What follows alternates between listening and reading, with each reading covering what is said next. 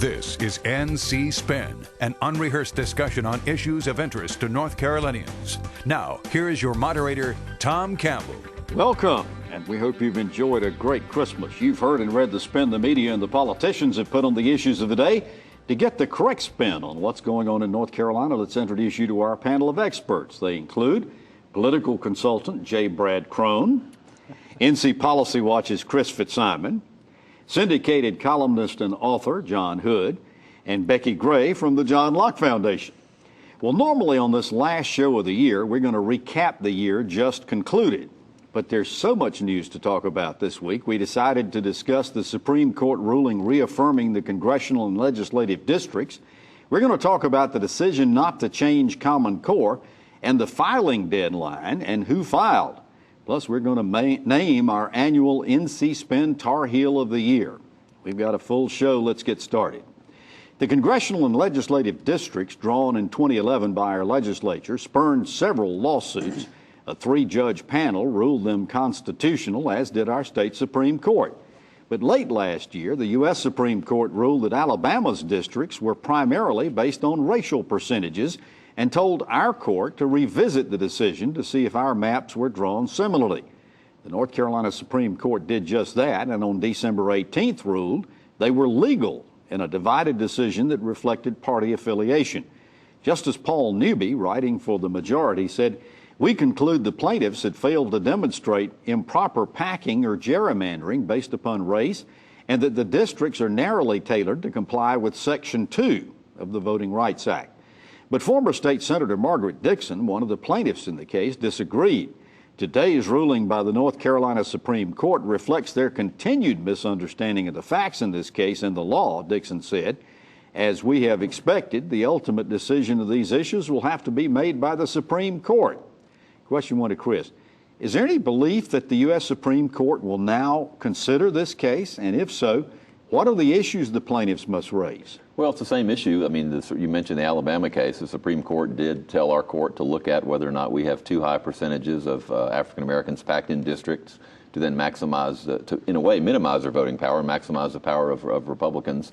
I still think that's the issue. I think former Senator Dixon's right. The Supreme Court will ultimately decide it either by taking the case or not taking it. But I think one thing she said in there, I've noticed a lot of the political reaction, understandably, was this affirms that the districts were fair and legal. No, it affirms that the North Carolina Supreme Court thinks they were legal.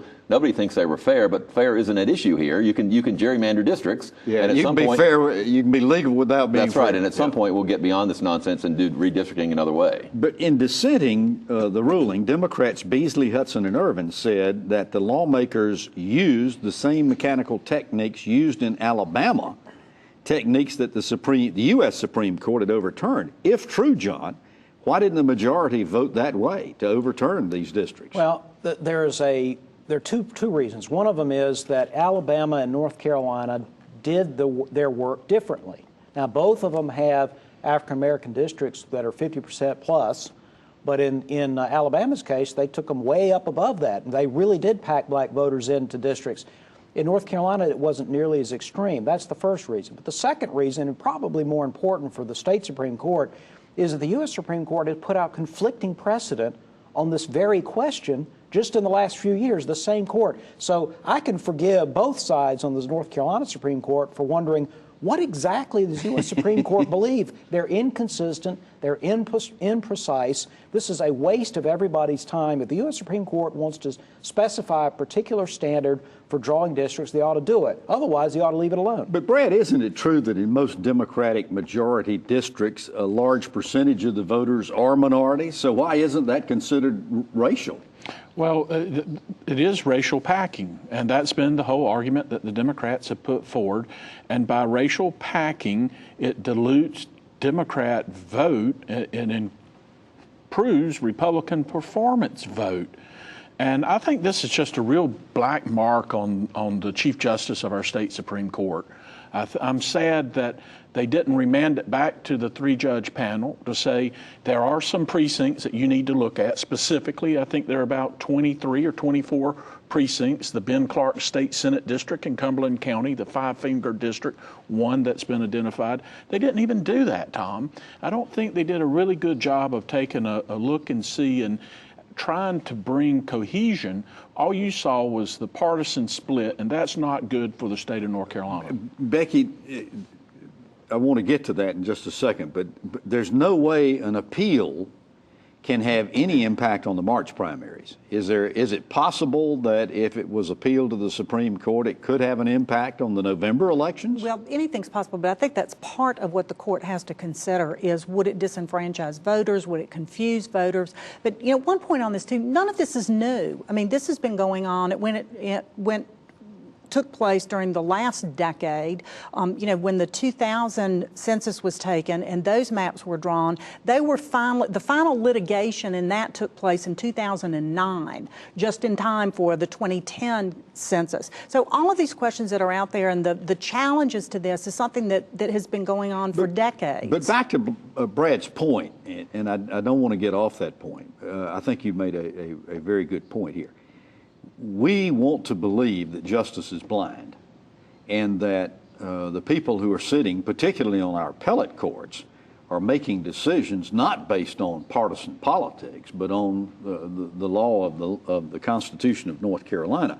And yet, it appears that over and over and over again, we see these partisan political splits. Is there anything that we can do to eliminate partisan politics on the courts? It isn't, and it's really disturbing. And I had a real high opinion of Mark Martin, and I'm really disappointed. I think this is a huge black mark for him, that he didn't make the effort to try and bring the two sides together. They didn't make an effort to send it back to the three-judge panel and say, let's look at the problem areas. Any other comments on that?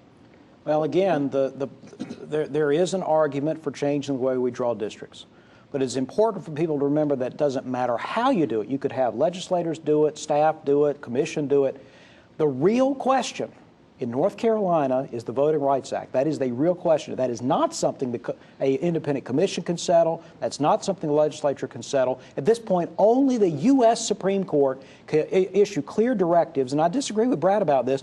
The U.S. Supreme Court has not given the North Carolina Supreme Court anything meaningful to use. But back to my point, though, Chris, on the politics on the court. I mean, by default, when you have a court that is 4-3 Republicans, and this is the fundamental political issue they decide. All other issues this is pure politics. Well, they made another divided decision this past week concerning life imprisonment or the death row. That's right, and I think it's hard for people not to remember 2012 when the Republican organizations from out of state poured tens of millions of dollars into North Carolina to try to make sure they kept the majority of the Supreme Court just for these instances. Becki, any comment on what we do to take politics out of the courts? Well, it's a difficult question, and of course redistricting is one of the most political things that the courts do, but they are charged with looking at the letter of the law. And when the letter of the law is so unclear, it's difficult to make those decisions. So this particular thing may very well need to be decided by the U.S. Supreme Court. But this isn't the only 4-3 decision we've been looking at over the last year or so. Well, let's hope that they do. And I agree with John. You are correct in the sense that the United States Supreme Court needs to provide guidance to every state Supreme Court. The Voting Rights Act is important. We need to comply with it. But we can do that and do it in a manner that is not as divisive. All right. We want to remind our viewers in the eastern part of the state of new air times for our program. In the Wilmington TV market, NC Spin will begin airing on Saturday mornings at 7 a.m. each week. And in the Greenville, Washington, Newbern area, NC Spin now airs on Fox Eastern Carolina Sundays at 8 p.m. Be sure to mark these new air times on your calendar or your DVRs, so you can always also watch on YouTube videos from our website, ncspin.com. After these messages, the race is on. NC Spin will return after these messages.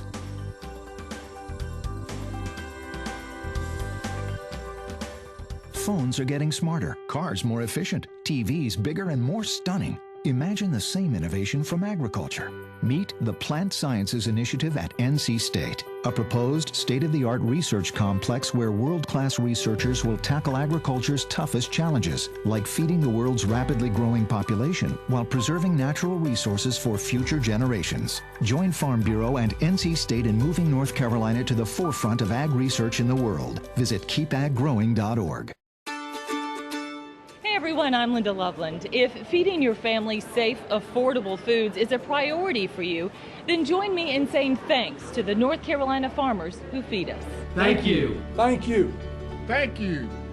Let's say thanks to the farmers who feed your family at hashtag ThankNCFarmers. To learn more about the foods we eat and the farm families who feed us, visit feedthedialoguenc.com. And be sure to thank North Carolina farmers. We now return to NC Spin. I need to correct myself on the promo coming into the break. I got my tongue wrapped around my eye tooth and couldn't see what I was saying. We're on at 8 a.m. on Fox Eastern Carolina, not 8 p.m., so don't go looking for us at night. Well, the filing deadline for candidates was last Monday, and we now know how the 2016 elections shape up. We're going to devote an entire program to the candidates and races on our January 10th show, but we wanted to highlight some of the races in the March 15th primary. Brad, the headlines this week scream that 1/3 of our 170 legislators are running unopposed. It was even more than that, however, 2 years ago. But what does that tell you about our electoral process? It's shocking. I fed you that one very nicely. The fix is in, Tom. And it goes back to what we just talked about, the gerrymandered districts. You've got politicians picking their voters rather than voters picking their politicians. And we shouldn't expect anything less. And until the state of North Carolina, the citizens of our state, get fed up and start to say, we're not going to take it anymore, seen from Network, we're not going to have change. You've got to hold these legislators accountable for the actions and start forcing movement on redistricting. I'm going to disagree with Brad on the number of people who have filed for these offices. And like you said, 1/3 of them are predetermined because nobody filed for them. But you may recall in 2010, under maps that were drawn by the Democrats, Republicans fielded a candidate in every single state Senate seat and almost every state House seat. So, if you don't enter, you can't win.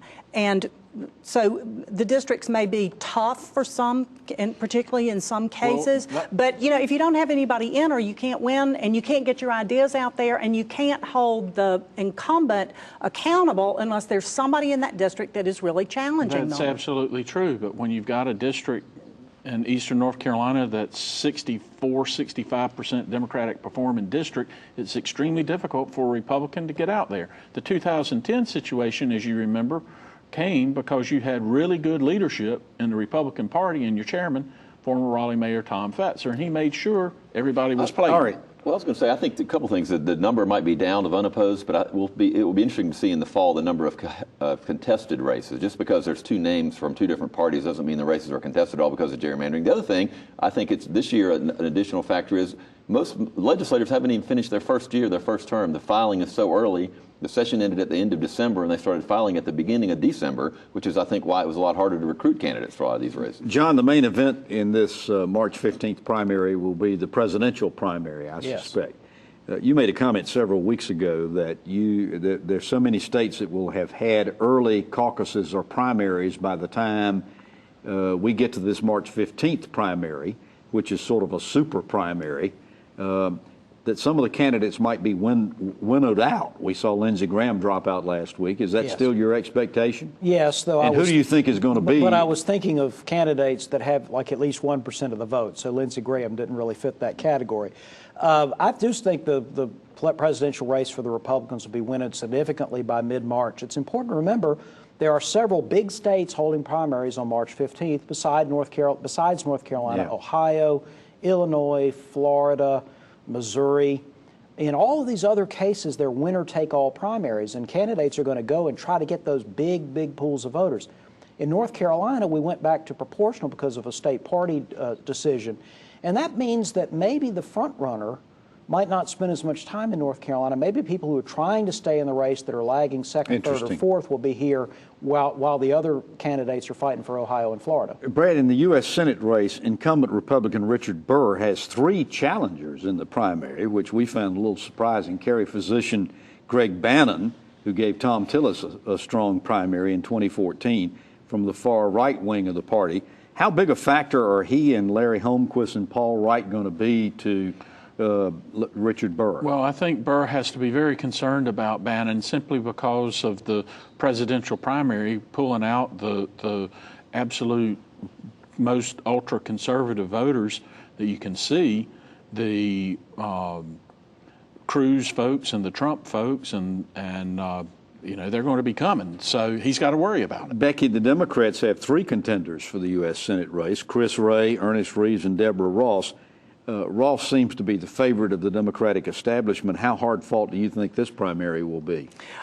It's going to be interesting. I don't think it's going to be that. I think it will be hard fought, but in my memory, and Brad, help me with this, I don't know that there has ever been a female Democrat who has lost in a Democrat primary. So, and Deborah Ross is a good candidate. Chris, is Robert Brawley going to give Pat McCrory much of a fight in the Republican gubernatorial primary? Well, the way the McCrory supporters are acting towards him, you'd think it. I mean, they've really been going after him, but I don't think anybody expects that race to be that close. He can be annoying, I think, to Governor McCrory around the issue of toll roads in one specific area of the state. And I guess if people are the hardcore conservatives are unhappy, McCrory might get a few less percent in the primary. John, we've got the Attorney General's office open, the Treasurer's office open. Both have contestants in the Democratic primary. So handicap that race for us. And Jen O'Neill and Buck Newton are in the Republican. In the Republican primary for Attorney General, Democratic primary for State Treasurer. And by the way, Greg Brannon, who you guys were talking about earlier, there was some initial discussion that he might run for one of these other offices, and then he filed for the U.S. Senate race. On the Republican side, you have Jim O'Neill running for Attorney General. He's the district attorney in the Winston-Salem area. Buck Newton, the state senator from the Wilson Rocky Mount area. That is a race that I think is going to be highly competitive. Both of these races, state treasurer and attorney general, are open seats on the Council of State. The Republicans have never won. On the state treasurer side, you've got Democrats, Dan Blue III, our friend, and Ron Elmer, who I think is Brad's client. They're going to be fighting for that Democratic nomination to face Dale Folwell. All right, we don't have time to get into all of them, but it looks at this early stage like in the congressional delegation, the biggest challenge and the biggest race is going to be in the 2nd district with Renee Elmers. The far right's not happy with her. How serious a challenge do you think this is going to be, Becki? I think it's a pretty serious challenge.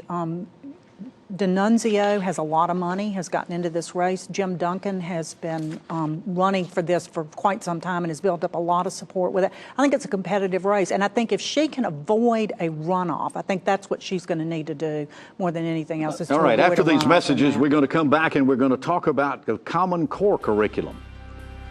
NC Spin will return after these messages.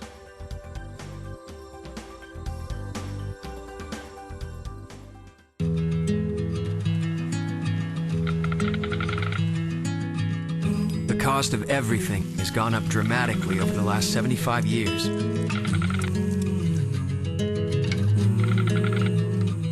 With one exception, keeping electricity affordable. That's the power of your co-op membership. Learn more at togetherwesave.com. North Carolina's Touchstone Energy Cooperatives, looking out for you. It's a fact. Patients who receive care in the medical home from a trusted family physician reduce healthcare costs through prevention, early detection, and affordable management of high-cost chronic diseases. Every dollar invested in healthcare matters. Let's invest them wisely, building on North Carolina's medical home model. Better health begins with a medical home, a trusted family physician, the best return on our healthcare investment. Learn about the importance of medical homes at OurNCHealthcare.com. You sleep on concrete till your body get immune to concrete. My mom got my brother and I up and said, come on, we're leaving. I became homeless in the beginning of this year. When I was about 4 or 5 years old, our house caught fire. I used to see my brother. If he see me, he'd turn and go the other direction. We did the only thing that we could think of, and we went to a Salvation Army shelter. You know, we don't have this, like, what's your background look like? We just say, what do you need? I remember the man from the Salvation Army coming down with a box of clothes. The Salvation Army officer bought my brother and I an ice cream cone. Last week, my brother walked up to me, and he just started a conversation. Today I've given my life to the Salvation Army because I remember what somebody did for me, my brother, and my mom over 30 years ago. The Salvation Army for me means hope. Compassion. Family. Support.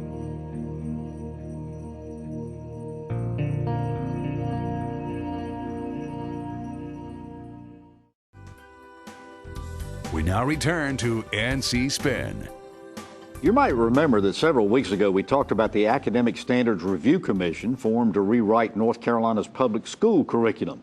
That body decided to scrap the Common Core curriculum in English, urging more focus and clarity, improved alignment of standards, instruction and testing, and better management of instructional time.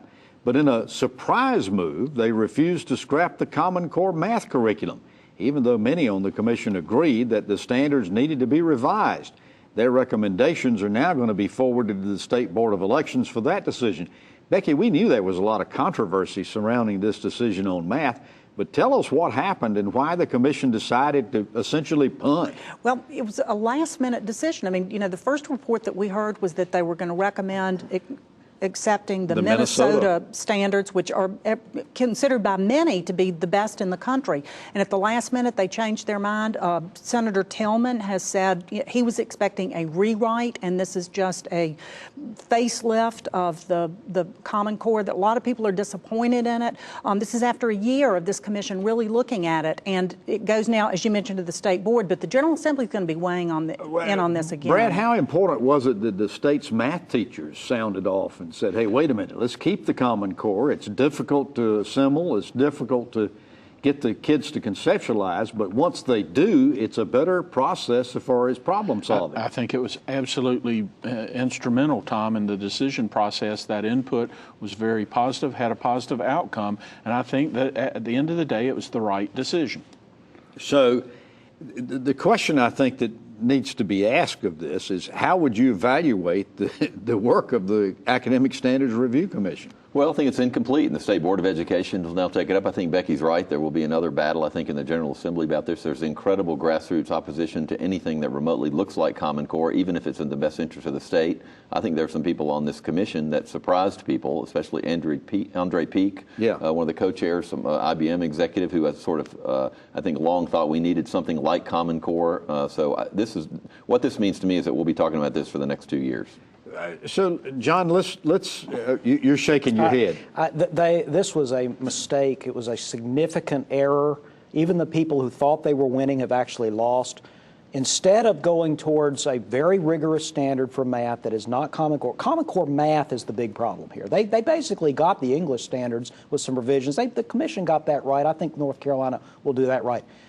What they have done is kill a perfectly good alternative, and now what they're going to find out is parents dislike Common Core math so strongly, and I'm talking about liberal parents, conservative parents, that they may have doomed us to having high math standards Becki, by rejecting the standard. Is there any expectation? I mean, now the State Board of Education has got to tackle this issue. Is there any idea what they're going to do, and can they make a recommendation to the legislature in time for something to be done in the short session? Well, what we've seen in the past is DPI and the State Board of Education has, in general, accepted the Common Core standards, and what we've said, the real opposition to it has come from the General Assembly. So I think those lines are being drawn, and I think we have not heard the last of this. So we may deal with this in the short session after all. All right, after these messages, we're going to ask the panel to name the TarHeel of the year. NC Spin is brought to you in part by the North Carolina Farm Bureau. The Farm Bureau and Agriculture. We keep North Carolina growing.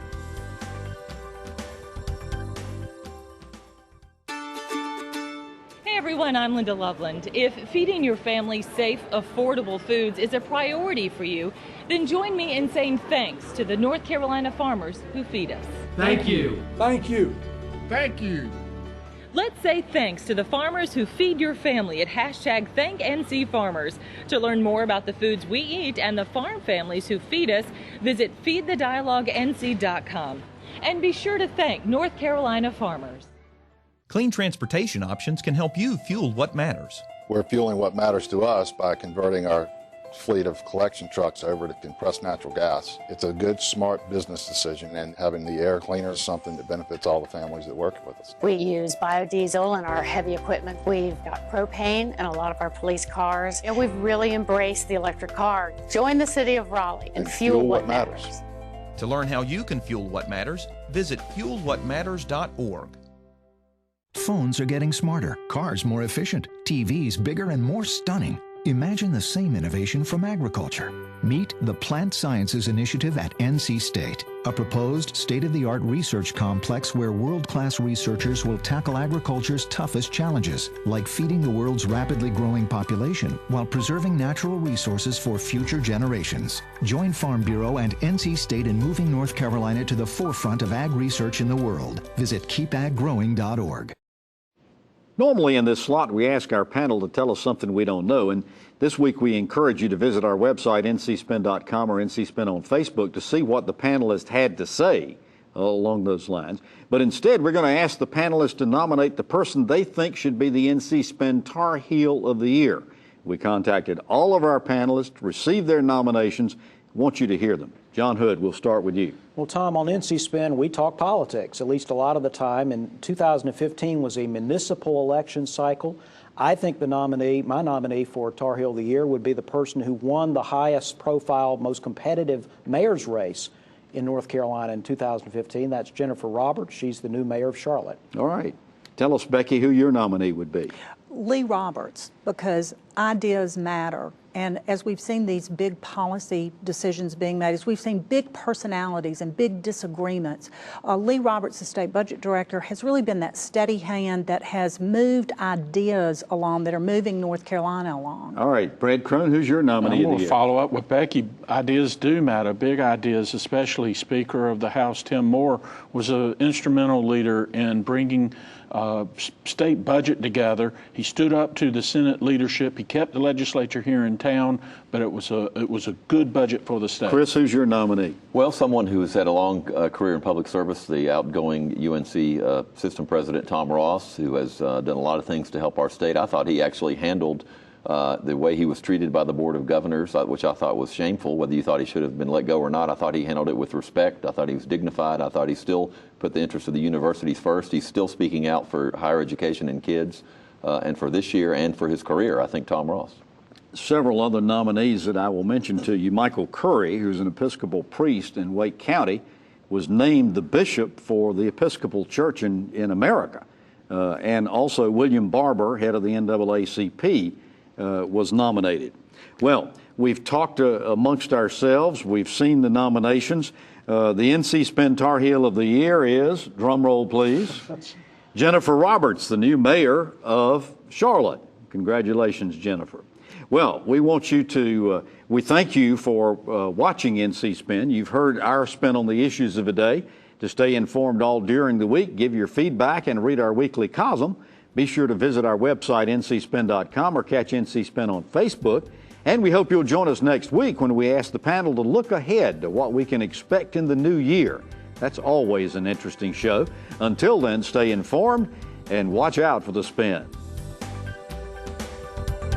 Join us next week and get the spin on issues facing our state.